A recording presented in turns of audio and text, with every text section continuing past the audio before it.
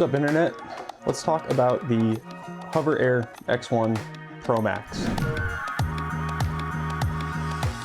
This is a AI-powered, self-flying drone. It's capable of shooting 1080p, 4K, and even 8K footage, which is really impressive considering the size. It is itty bitty. It's gonna fit in pretty much every hip pack, riding vest, and honestly, it fits in riding pants or short pockets pretty well. The batteries are tiny. The drone folded up is very small, super lightweight, sub 300 grams for the whole thing. Replaceable ND filters, so 8, 16, 32, 64, so you can stop down depending on the lighting conditions.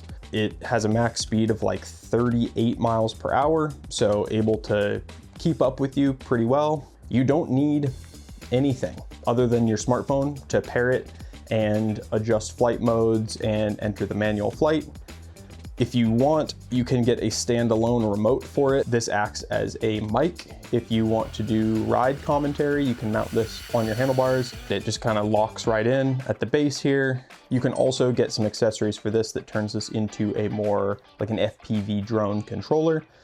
Once you open up the app, setup is surprisingly simple. There's a few steps and hoops to jump through just to unlock all the flight modes, because it kind of locks those behind these courses so that you can get familiar with the drone and learn all the features before you have everything unlocked. And yeah, it's impressive.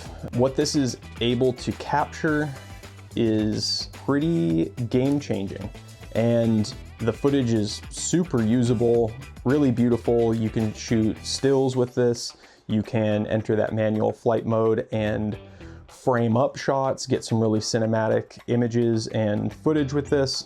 You get about 15 to 20 minutes of flight time per battery, and the batteries are super small and charge pretty quickly. So you can bring a couple of those with you if you plan on using it a lot. It has a lot of great use cases on hikes, on gravel rides, and even mountain biking. But from my experience, it is not amazing for mountain biking, unfortunately. I'm not saying it's terrible, but it kind of pushes the limitations of what this is able to do in terms of the object tracking and crash avoidance. Those are kind of my biggest issues with it. It's something to be aware of when you're taking this on a ride and planning on using it, because 60% of the time it is going to be a little bit frustrating. 40% of the time it works great. You get the shot you're looking for and it's super unique. The other over half the time, it's gonna crash, it's gonna lose track of you and enter kind of this like hover safe mode. Usually that's within arm's reach. You can just grab it, shut it down, restart the flight. Other times it's gonna be 15, 20 feet above the trail. So it's totally lost me. And this has happened. This is the third time it's happened in this ride. If you, like me, forget to pair your phone, that can result in you finding sticks and rocks to throw at it to knock it out of the air.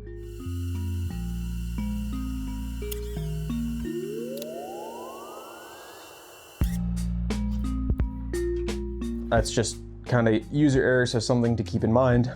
The other issue is it crashing. It crashes frequently on mountain bike rides, honestly, and this is unit number 2.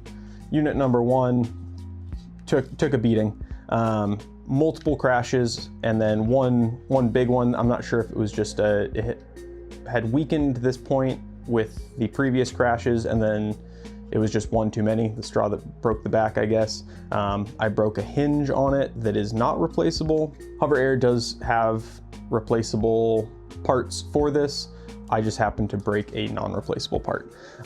So this is the second go at it, and it's crashed quite a bit. The frustrating part about the crashing is usually it will eject the battery if the impact is strong enough.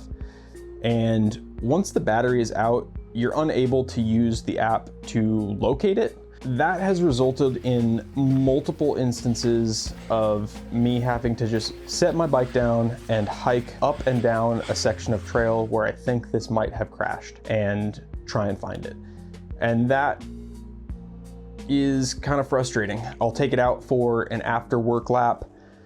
I'm shooting for an hour and a half before the sun goes down, and that ride that normally is an hour and a half turns into a 2-hour ordeal or longer because I'm hunting for this in a bush or on the side of the trail.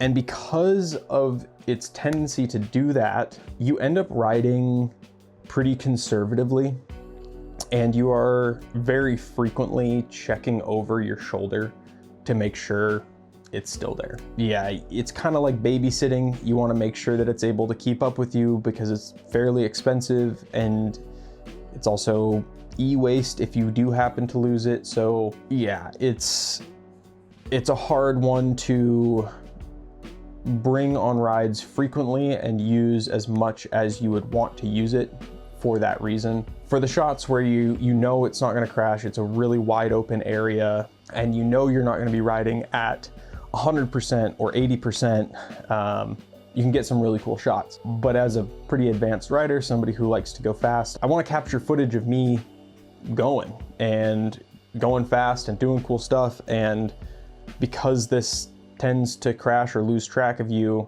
it is a bit limiting because you are, like I said, always looking over your shoulder, checking to make sure it's with you. It is pretty loud, like the prop, it makes a decent amount of noise when it's running, but if you're moving fast, you got wind whipping past your ears, you don't always hear it.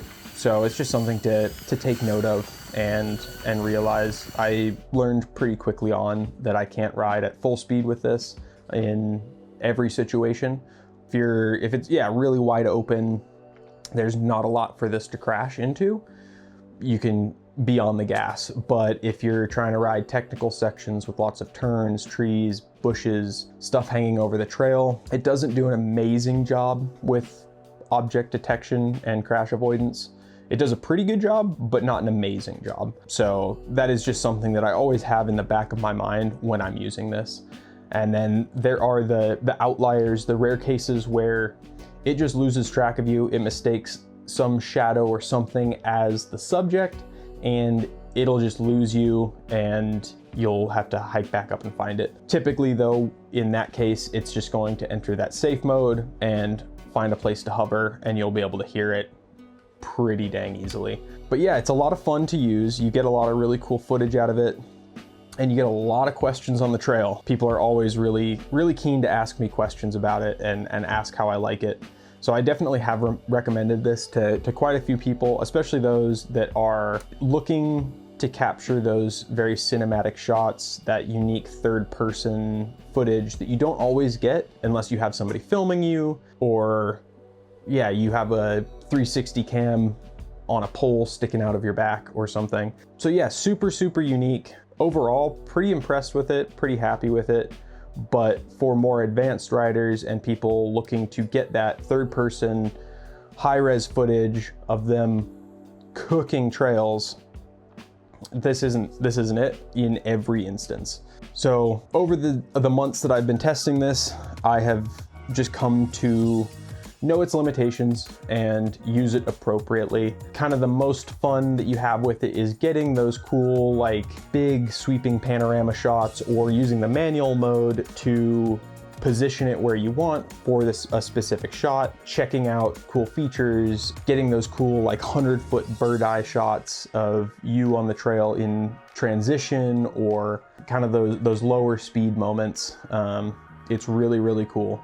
If you're looking for something like that and you are okay with knowing that it's not perfect and kind of picking and choosing the use case, I'd say check it out. It's super unique. There's not a lot of options out there that are this small and this effective. Yeah, I think it's really special, and I'm sure they've already pushed out plenty of firmware updates and it has gotten marginally better with crash avoidance, object detection, stuff like that. It's a unique piece of kit, but it isn't perfect. But what is in this life?